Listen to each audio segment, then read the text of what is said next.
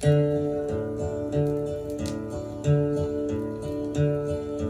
morning I jumped on my horse and went out for a ride. Some wild outlaws chased me and they shot me in the side. So I crawled into a wildcat's cave to find a place to hide. But some pirates found me asleep in there and soon they had me tied. Till a lady zombie cut me loose and begged to be my bride. So I said I'd come back Wednesday, but I must admit I lied. 'Cause I run away into the swamp, but I forgot my guide.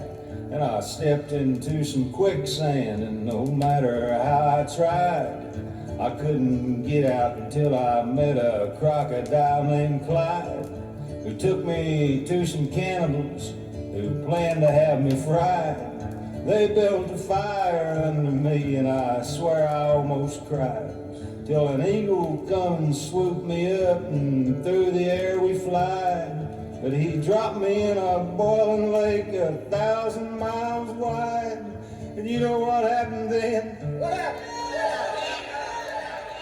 I died.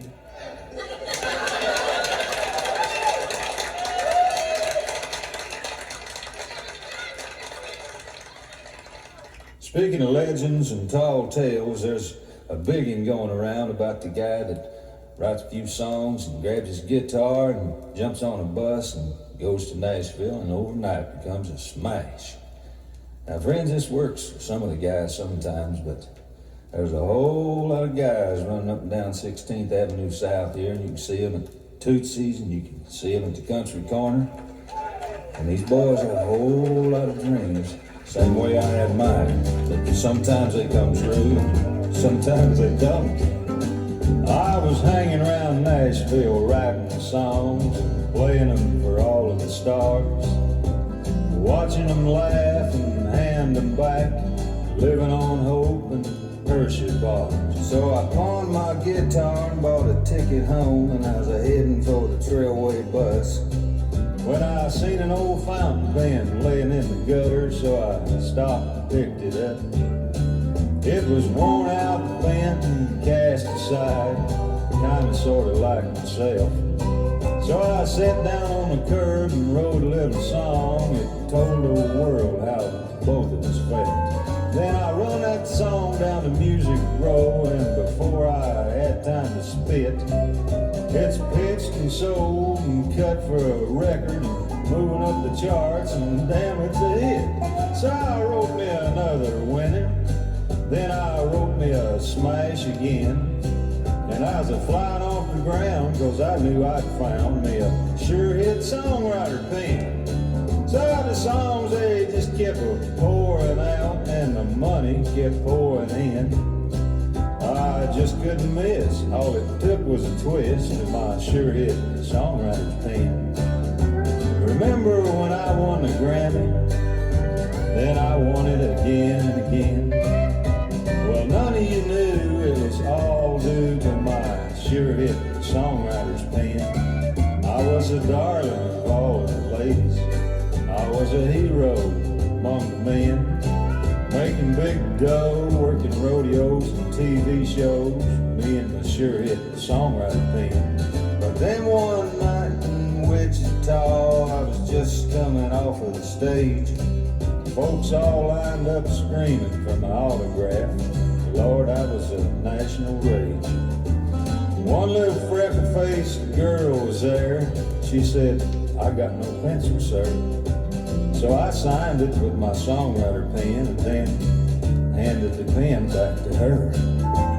4 o'clock that morning, I woke up with the shakes and the bends, with terror in my eyes, 'cause good God, I realized I'd lost my Sure Hit Songwriter Pen. I offered rewards in the papers, and I pleaded on the sympathy line, and a whole lot of folks and a whole lot of pens, but none of them pens was mine. So my songs got worse and my money ran out, and so did all my good time friends. And there was no doubt I was nothing without my long lost Sure Hit Songwriter Pen. So I roll like a stone down the old Skid Row, where I feed my blues on wine. And I rest my chops in a 2-bit flop, and I tell my story for a drink or a dime. And I sleep with my shoes underneath my head, dream about days back then, when I blaze my name across the sky with my Sure Hit Songwriter Pen. Somewhere in Wichita, some little girl who's a freckle-faced 9 or 10 is doing her arithmetic homework tonight with a Sure Hit Songwriter Pen. I say, God bless you, honey. You got yourself a Sure Hit Songwriter Pen there. Write a song for me, baby. You got a Sure Hit Songwriter Pen. Send me some money. You got a Sure Hit Songwriter Pen.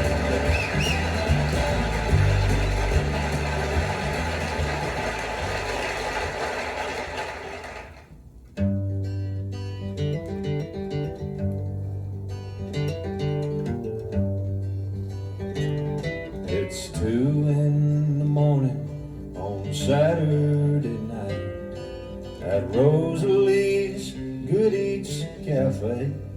The onions are fried, the neon is bright, and the jukebox is starting to play. And the sign on the wall says, in God we trust, all others have to pay. And it's 2 in the morning on Saturday night at Rosalie's Good Eats Cafe.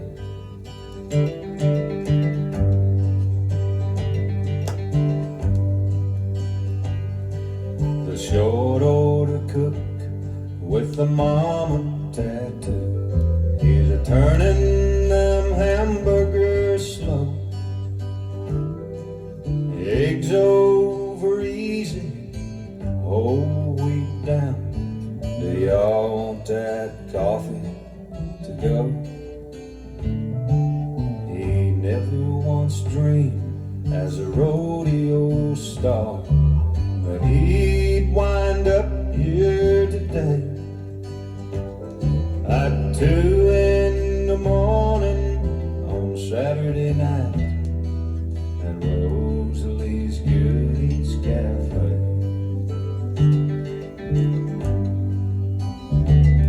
There's a tall, skinny girl in the booth in the back, wearing jeans and a second-hand fur.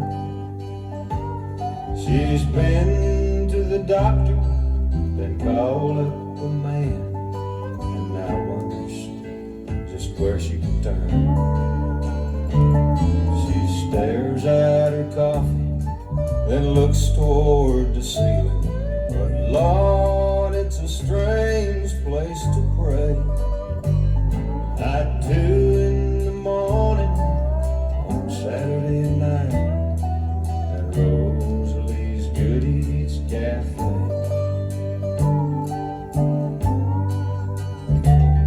There's a guy in a tux, and he stands in the corner, feeding the jukebox his dimes. He just had a woman and thought that he'd bought her, but found he'd just rented some time. And he couldn't sleep, so he came back to see if anyone else wants to play. At 2 in the morning on Saturday night at Rosalie's Good Eats Cafe.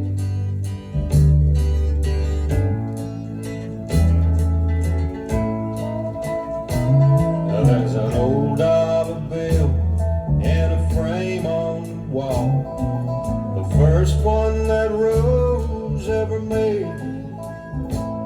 It was once worth $1 a long time ago, but like Rose,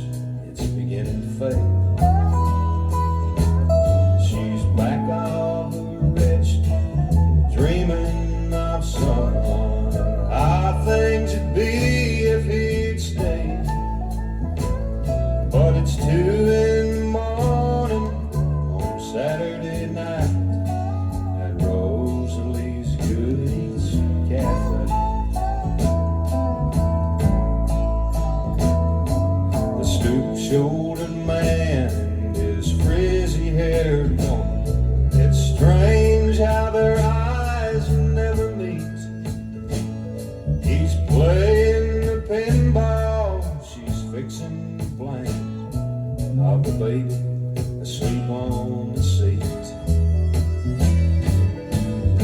He's out of work, she's putting on weight. Hell, they never did have too much to say. It's 2 in the morning, Saturday night, at Rosalie's Good Eats Cafe.